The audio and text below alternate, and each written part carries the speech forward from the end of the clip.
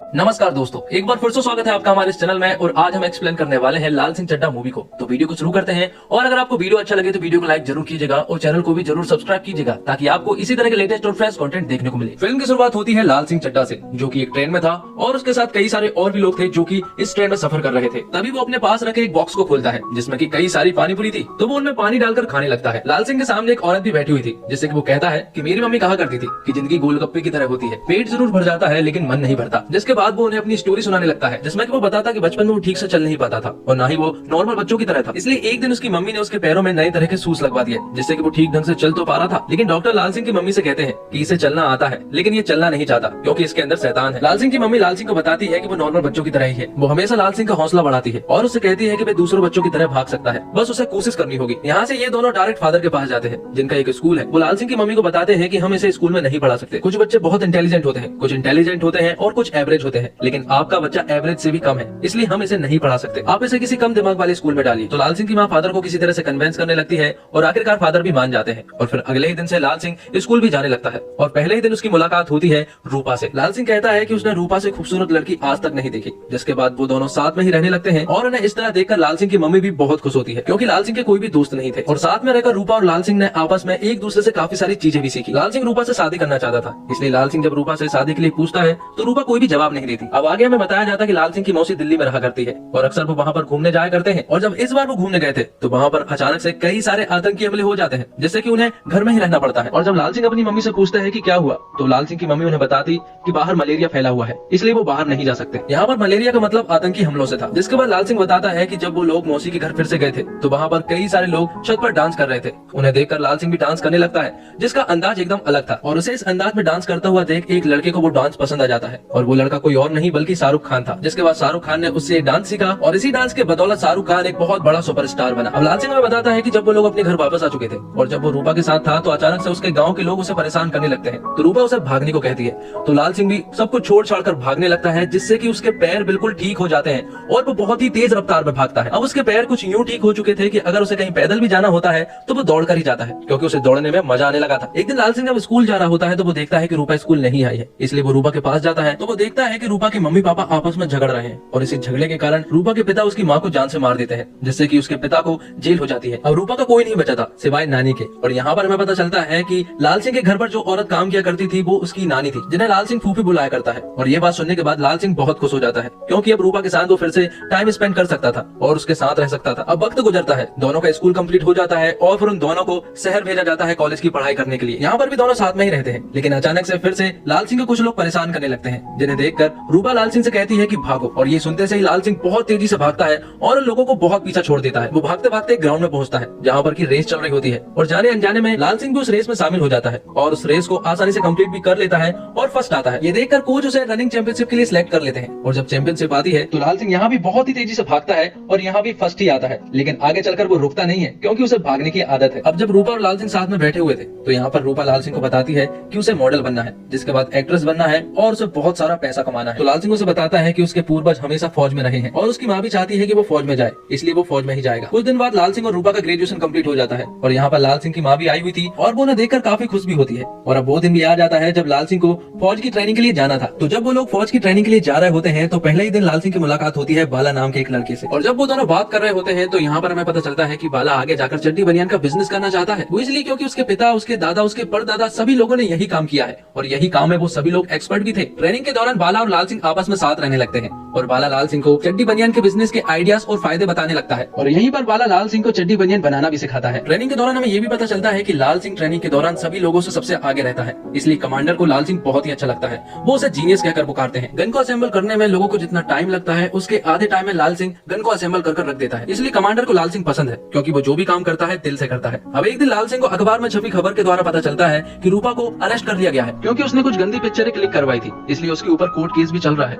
और ये देखकर लाल सिंह तुरंत ही वहाँ से छुट्टी लेता है और तुरंत ही रूपा के पास पहुँचता है। और जब लाल सिंह कोर्ट के बाहर पहुँचता है तो वहाँ पर कई सारे लोग मौजूद थे जो कि रूपा के खिलाफ नारे लगा रहे थे। उन्हें देखकर लाल सिंह को गुस्सा आ जाता है और वो उनसे झगड़ा करने लगता है। अब रात में लाल सिंह और रूपा जब साथ में बैठे हुए थे तो दोनों आपस में उनकी कुछ बातें बताते हैं। लाल सिंह उसे बताता है कि वो फौज में है और साथ ही वो रूपा से कहता है कि क्या वो उसके साथ शादी करेगी। तो यहाँ पर रूपा उसे कहती है कि क्या तुम्हें शादी का मतलब भी मालूम है। रूपा उसे कहती है कि हम दोनों एक दूसरे से बहुत अलग है, उसे कुछ बड़ा करना है, मशहूर बनना है और बहुत सारा पैसा कमाना है। तुम मुझे अच्छे लगते हो लेकिन हमारा कुछ नहीं हो सकता। आगे हम देखते हैं कि रूपा के एक्ट्रेस बनने के चक्कर में वो गलत कदम उठा लेती है और डायरेक्टर के साथ गलत संबंध बना लेती है। यहाँ दूसरी तरफ लाल सिंह की बटालियन को वॉर के लिए भेजा जा रहा था। दरअसल उन लोगों को पता चला है कि कारगिल की पहाड़ी पर 6 आतंकवादियों ने बनकर बनाकर रखा है, इसलिए उन लोगों को खत्म करने के लिए इन लोगों को भेजा जा रहा है। और जब वो लोग रास्ते में थे तो यहाँ पर बाला लाल सिंह से कहता है कि क्या वो उसके चड्डी बनियान का बिजनेस पार्टनर बनेगा। तो लाल सिंह भी हाँ कर देता है, जिसके बाद एक खतरनाक वॉर सीन दिखाया जाता है। और यहाँ पर हमें पता चलता है कि वो सिर्फ 6 लोग नहीं थे बल्कि 6 से ज्यादा थे और वो लोग इन पर भारी भी पड़ रहे थे। और लाल सिंह को मारना बिल्कुल भी पसंद नहीं था, इसलिए वो अपने घायल हुए सैनिकों को बचाने लगता है। और जब वो कई सारे सैनिकों को बचा ही रहा होता है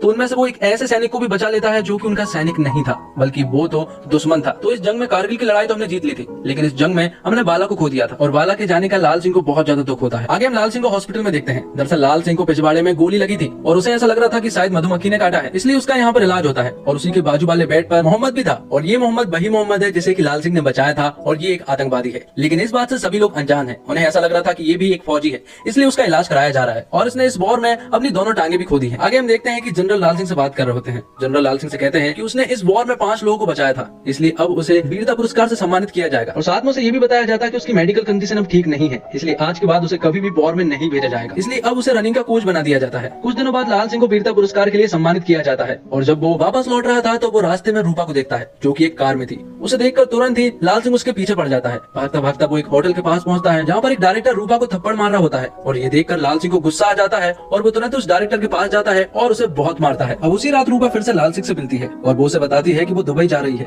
लाल सिंह उससे मना करता है कि उसे दुबई नहीं जाना चाहिए बल्कि उसे तो घर जाना चाहिए, लेकिन रूपा उसे कहती है कि उसे जाना ही होगा और इतना बोलकर वो वहाँ से चली जाती है। आगे हम देखते हैं कि लाल सिंह जब विदेश से लौट रहा था तो तब उसकी मुलाकात होती है मोहम्मद पाजी से, जिन्हें देखकर वो बहुत खुश होता है और तुरंत ही उनके पास जाता है। लेकिन मोहम्मद पाजी बिल्कुल भी खुश नहीं थे। वो उसे अपने घर ले जाते हैं और उन्हें बताते हैं कि मैं कोई सैनिक नहीं हूँ बल्कि मैं तो एक आतंकवादी था, लेकिन तूने मुझे बचाया था। लेकिन लाल सिंह यहाँ पर उनसे कुछ भी नहीं कहता। कुछ दिनों बाद लाल सिंह अपने दोस्त बाला का सपना पूरा करने में लग जाता है। दरअसल बाला का सपना था कि वो चड्डी बनियान के बिजनेस को एक बड़े स्तर पर स्टार्ट करे, इसलिए वो 3 लोगों को मशीन चलाने के लिए बुलाता है। उनमें से वो एक खुद भी था। वो दोनों रोज 10-10 चड्डी बनियान बनाते और लाल सिंह एक ही दिन में 20 चड्डी बनियान बनाता। इसी तरह से उन्होंने कई सारे चड्डी बनियान बना लिए थे। सब कुछ बाला के प्लान के मुताबिक चल रहा था, लेकिन प्रॉब्लम ये थी कि चड्डी बनियान खरीदने वाला कोई भी नहीं था, क्योंकि बाला के मुताबिक एक महीने में 800 चड्डी बनियान बिक जाना चाहिए था। लेकिन अभी तक तो सिर्फ 5 चड्डी बनियान बिकी है और वो भी लाल सिंह की मां ने लाल सिंह के लिए ही खरीदी है। कुछ दिनों के बाद लाल सिंह के गाँव पर मोहम्मद पाजी आ जाते हैं और वो उससे कहता है कि वो मशीन तो नहीं चला सकता, लेकिन वो चड्डी बनियान को बिकवाने के लिए मार्केटिंग मैनेजर बन सकता है। सबसे पहले तो बनियान पर लिखे हुए नाम को बदलने को कहता है, तो लाल सिंह उस बनियान का नाम रूपा रख देता है और तब से उनकी चड्डी बनियान बिकना स्टार्ट हो जाती है। धीरे धीरे कर वो एक बड़े स्तर पर पहुंच जाते हैं और एक बड़ी सी फैक्ट्री को बना लेते हैं। आगे चलकर यही कंपनी बनती है रूपा कॉर्पोरेशन। कुछ दिन बाद मोहम्मद पाजी लाल सिंह से कहते हैं कि जो शहर में मलेरिया फैलता है वो मलेरिया हम ही लोग फैलाते हैं, इसलिए वो चाहता है कि वो वापस जाए और उन लोगों को बताए कि ऐसा नहीं करना चाहिए। तो कुछ दिन बाद मोहम्मद पाजी वापस चले जाते हैं और उनके जाने के बाद लाल सिंह के पास एक कॉल आता है और उसे बताया जाता है कि उसकी मम्मी की तबीयत बहुत ज्यादा खराब है। इसलिए लाल सिंह तुरंत ही दौड़ता हुआ अपनी मम्मी के पास जाता है जिन्हें की कैंसर हो गया था और वो आखिरी सांसें गिन रही थी और यहीं पर उनकी मृत्यु हो जाती है। अब लाल सिंह फिर से अकेला हो चुका था और कुछ ही दिनों के बाद एंट्री होती है रूपा की। दरअसल रूपा दुबई से वापस आ चुकी थी। रूपा के वापस आ जाने से लाल सिंह बहुत ज्यादा खुश हो जाता है, लेकिन रूपा कहीं ना कहीं अंदर से उदास थी। उसे जरूर कुछ न कुछ तो हुआ था, लेकिन वो लाल सिंह को नहीं बता पा रही थी। और जब लाल सिंह सो रहा था तो अचानक से कुछ पुलिस वाले आकर रूपा को अरेस्ट कर अपने साथ ले जा लेते हैं। और जब अगले दिन लाल सिंह जागता है तो वो अपने पास रूपा को नहीं पाता है। उसे समझ में ही नहीं आ रहा था कि रूपा कहाँ चली गई है। उसे बहुत दुख होता है क्योंकि हर बार रूपा उसे बता के जाया करती थी, लेकिन पहली बार रूपा उसे बिना बताए ही चली गई थी। इन सभी चीजों के बाद लाल सिंह बेमतलब ही गाँव की तरफ भागता है और गाँव की तरफ जब वो भागता है तो वो सोचता है कि शहर तक भाग जाए और शहर से भागते भागते वो शहर से बाहर पहुंच जाता है और कई सारे शहर क्रॉस कर देता है। भागते भागते उसे एक ऐसी लत लग चुकी थी कि वो रुकना ही नहीं चाह रहा था। वहीं दूसरी तरफ हमें बताया जाता कि रूपा के डायरेक्टर ने 5 लोगों का खून किया था और इसी के बारे में रूपा ने उन्हें बताया, तो डायरेक्टर को तो जेल हो ही चुकी थी, साथ में रूपा को भी 6 महीने की जेल हो चुकी थी। यहाँ दूसरी तरफ लाल सिंह रुकने का नाम ही नहीं ले रहा था। कोई भी मौसम होता, कैसी भी बारिश होती, लेकिन वो नहीं रुक रहा था। आगे समुद्र आता तो वो मुड़कर भागने लगता, लेकिन रुक नहीं रहा था। उसे देखकर कई सारे लोग प्रेरित होने लगते हैं और उसके साथ भागने लगते हैं। लाल सिंह 4 दिन तक भागता रहता है। अंत में मालूम चलता है कि लाल सिंह असल में सिर्फ और सिर्फ भाग रहा था। जब वो भाग रहा था